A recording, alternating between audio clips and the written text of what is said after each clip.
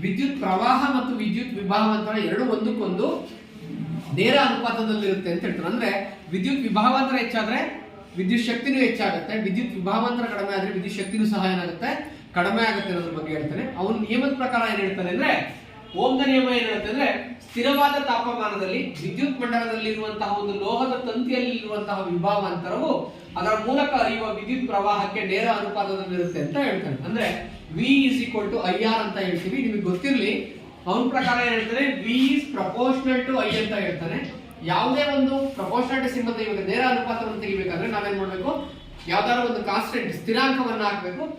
ಅದಕ್ಕೆ ನಾವೇನ್ ಮಾಡ್ತೀವಿ, V is equal to R ಅನ್ನೋ ಸ್ಥಿರಾಂಕವನ್ನ ತಗೊಳ್ತೀವಿ. V is equal to IR ಅಥವಾ V is equal to RI ಅನ್ನೋದು ಆಗುತ್ತೆ. ನಿಮ್ಗೆ ಓಮ ನಿಯಮದ ಸರ್ಕ್ಯೂಟ್ ಗೊತ್ತಿದೆ, ನಿಮ್ ಸರ್ಕ್ಯೂಟ್ಗಳು ಆಲ್ರೆಡಿ ಕಲ್ಸಿದೀನಿ ನಾನು. ಸರ್ಕ್ಯೂಟ್ ಏನ್ ಹೇಳುತ್ತೆ ಅಂದ್ರೆ, ವಿದ್ಯುತ್ ಮಂಡಲ ಹೇಳ್ತೇನೆ ಫಸ್ಟ್ ಯಾವಾಗ ನಾವೇನ್ ಮಾಡಬೇಕು, ಬ್ಯಾಟರಿಯಿಂದ ಶುರು ಮಾಡಬೇಕು.